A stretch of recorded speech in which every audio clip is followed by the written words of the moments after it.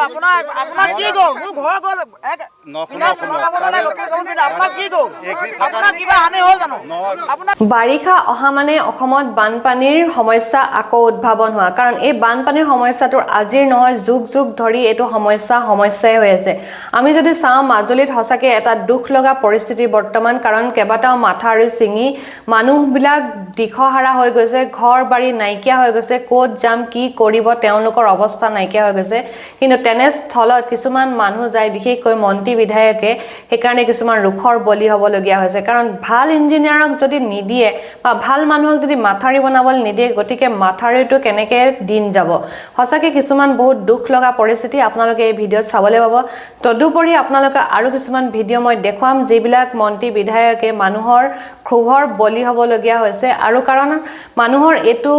একদম সাধাৰণ কথা কাৰণ যেতিয়া এঘৰ মানুহৰ পৰা ঘৰ বাৰী নাইকিয়া হৈ যায় মিনিটত গতিকে তেনেকুৱা এটা পৰিস্থিতিত যেতিয়া মানুহবিলাকক বহুত ডাঙৰ লেকচাৰ দিবলৈ যায় নিশ্চয় এনেকুৱা এটা পৰিস্থিতি সন্মুখীন হোৱাটো একদম নিশ্চয় সাধাৰণ কথা গতিকে কোনে কি ধৰণৰ ব্যৱহাৰ কৰিছে এই সকলোবোৰ মোৰ ভিডিঅ'ত চাবলৈ পাব গতিকে ভিডিঅ'টো স্কিপ নকৰাকৈ সকলোকে চাই থাকিব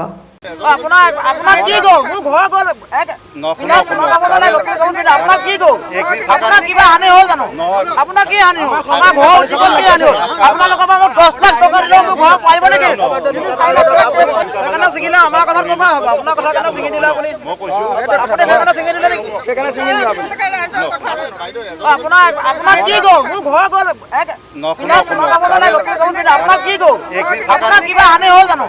আপোনাৰ কি হানি হ'ল আমাৰ ঘৰ জীৱন কি হানি হ'ল আপোনালোকৰ পৰা 10 লাখ টকা দিলেও মোৰ ঘৰ পাৰিব নেকি তিনি 4 লাখ টকা ব্যৱসায় মানুহ এখন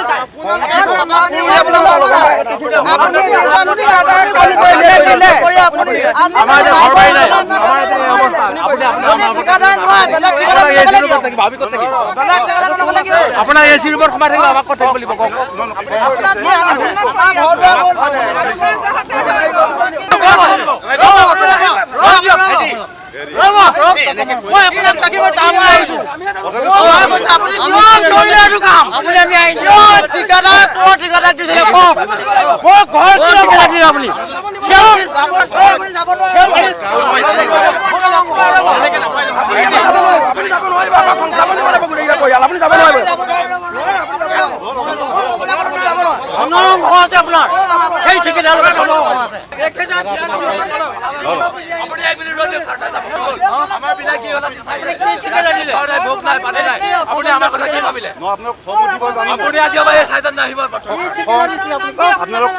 উঠিব মই জানো আপোনাৰ কি গ'ল মোৰ ঘৰ গ'ল আপোনাৰ কি গ'ল আপোনাৰ কিবা হানি হ'ল জানো আপোনাৰ কি হানি হ'ল আমাৰ ঘৰ জীৱন কি হানি হ'ল আপোনালোকৰ পৰা 10 লাখ টকা দিলেও মোৰ ঘৰ পাৰিব নেকি তিনি 4 লাখ টকা